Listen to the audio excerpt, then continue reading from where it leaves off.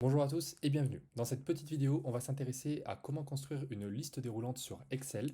On va voir deux façons de le faire sur un même cas d'usage.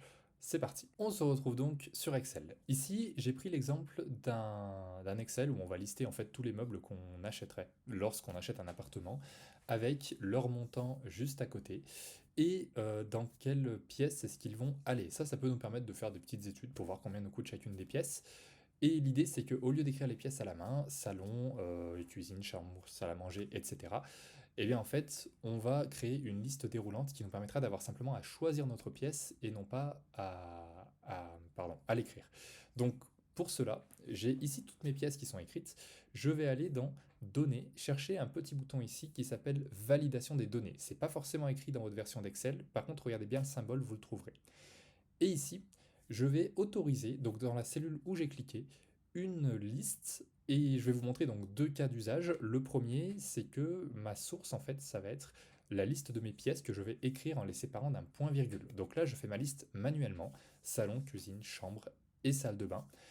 Et vous verrez qu'une fois que j'aurai validé, ça va me générer une liste déroulante sur la base de ces éléments. Donc ici, je clique sur le petit déroulé et voilà. Si je vais à la deuxième ligne, on voit que je n'ai pas ma liste déroulante. Donc ici, comme pour les formules, je peux étendre jusqu'où je veux en fait ma liste déroulante, ce qui va me permettre d'avoir pour chacune de ces cellules la petite flèche et je peux choisir par exemple ici le salon, euh, la chambre et ainsi de suite. Donc ça, c'est pour le premier cas d'usage, voilà, cuisine, etc. C'est pour éviter d'avoir de la saisie à chaque fois. Et donc, on va voir maintenant le second cas d'usage pour créer une liste déroulante un petit peu sur le même principe. Donc, ce que je vais faire, c'est que je vais d'abord euh, tout sélectionner, c'est-à-dire qu'on peut faire dans l'autre sens. On peut, donc là, je suis en train de supprimer je suis en train de supprimer pardon, ce que j'avais avant, donc pour cela, j'autorise tout. Mais je vais faire dans l'autre sens, c'est-à-dire que je vais sélectionner toutes les cellules auxquelles je veux appliquer ma liste déroulante, donc on peut descendre où on veut, et je vais aller dans Validation des données à nouveau au même menu que tout à l'heure.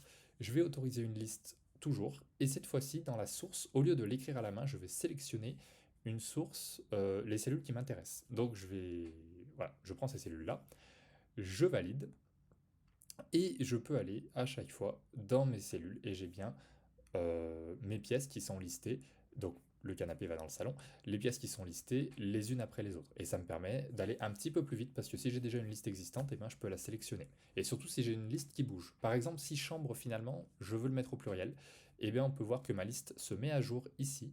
Alors, ça va pas me donner une erreur parce que chambre est écrit sans S juste avant, mais par contre, pour les nouveaux choix, j'aurais bien chambre écrit avec un S, et donc ça permet de faire des listes déroulantes un petit peu variables. Merci d'avoir suivi cette vidéo. N'hésitez pas à vous abonner à la chaîne pour suivre les prochaines techniques de productivité que je vais partager ici, que ce soit sur Excel ou sur d'autres logiciels. Vous pouvez découvrir mon livre Excel disponible sur Amazon pour construire des Excel adaptés à votre besoin. Je vous remercie et à bientôt.